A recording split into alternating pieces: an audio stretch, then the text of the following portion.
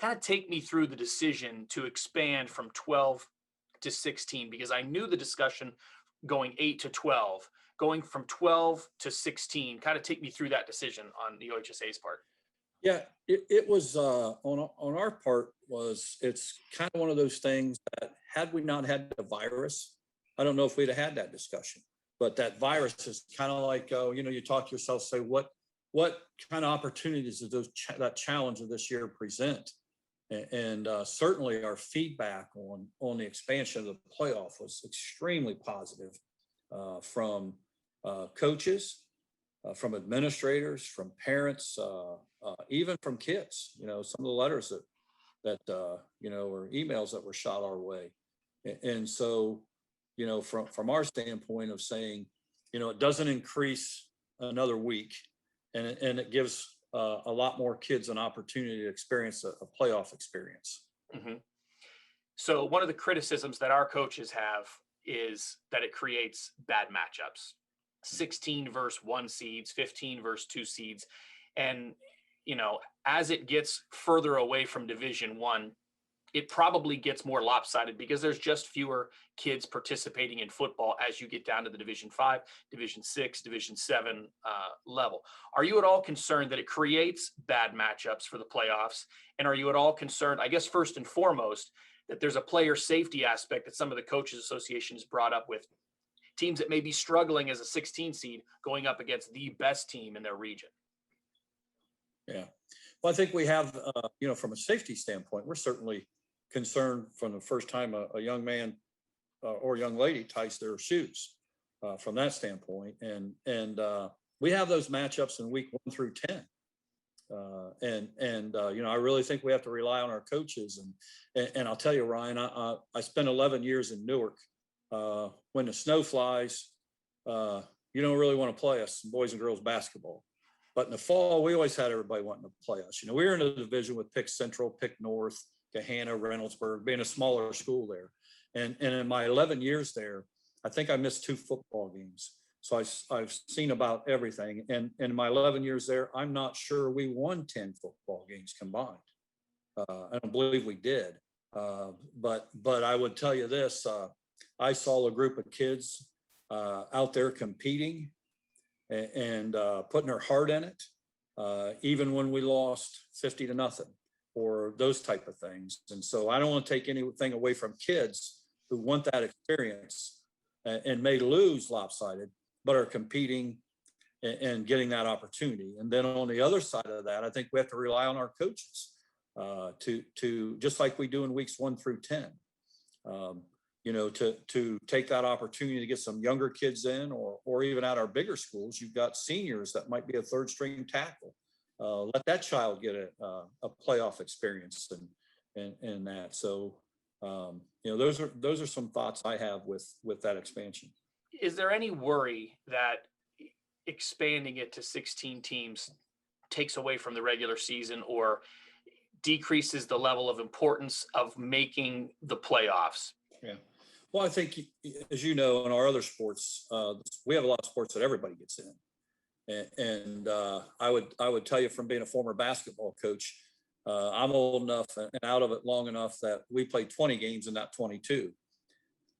We took our 19th and 20th game as important as our first and second game. It's a contest, so you're going to compete.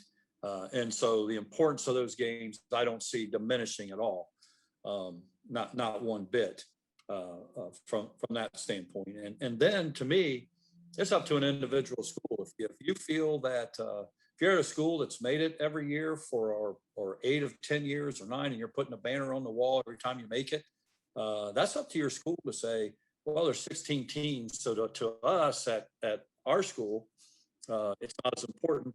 Put your banner up when you want to. If you get to the regional level, or just like basketball would do. I don't see too many banners in basketball for sectional titles or whatever. It's usually the districts and the regionals.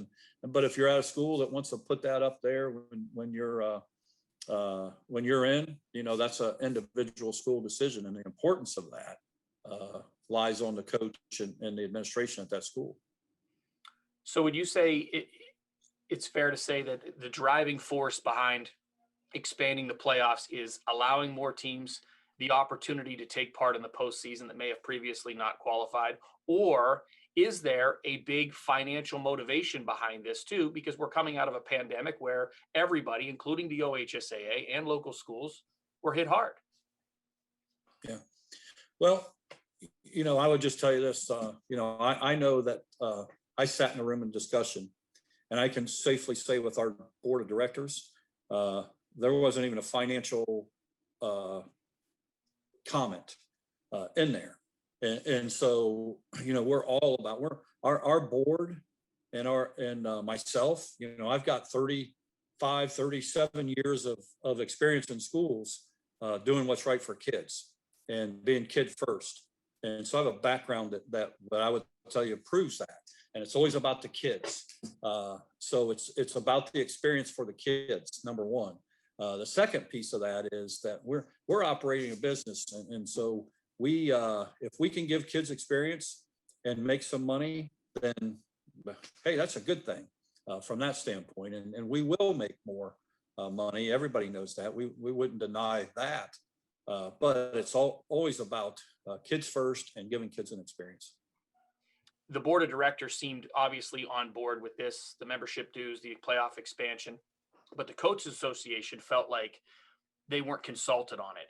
And they were in previous decisions to expand to 12 teams, and they had time to do some research. And was that at all a concern of yours to say, hey, listen, we are going to expand to 16, but we've got to do it quickly and we've got to do it this year, rather than, include their opinions and their input in this situation?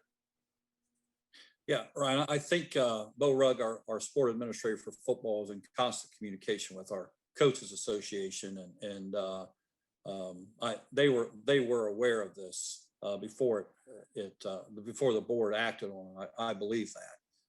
But I would say this too: all of our Coaches Association has great leadership, football included, and we appreciate what they do and the influence they have on young athletes, and what they do statewide for their associations and those type of things. And we'll always listen to them. And, I would tell you probably 95+% of the time, we're all in agreement, and we'll listen and take advisement into what their input is. But just because one time you don't, doesn't mean you don't appreciate them and don't listen to them. I would say, I'm a former coach. You gather input and then you make a decision, and you're not always going to make every parent happy or player happy with that decision. And I think this is kind of similar. And then from my time as a principal, high school principal, and a 20-year superintendent, I certainly collaborated with our community and our teachers and our staff.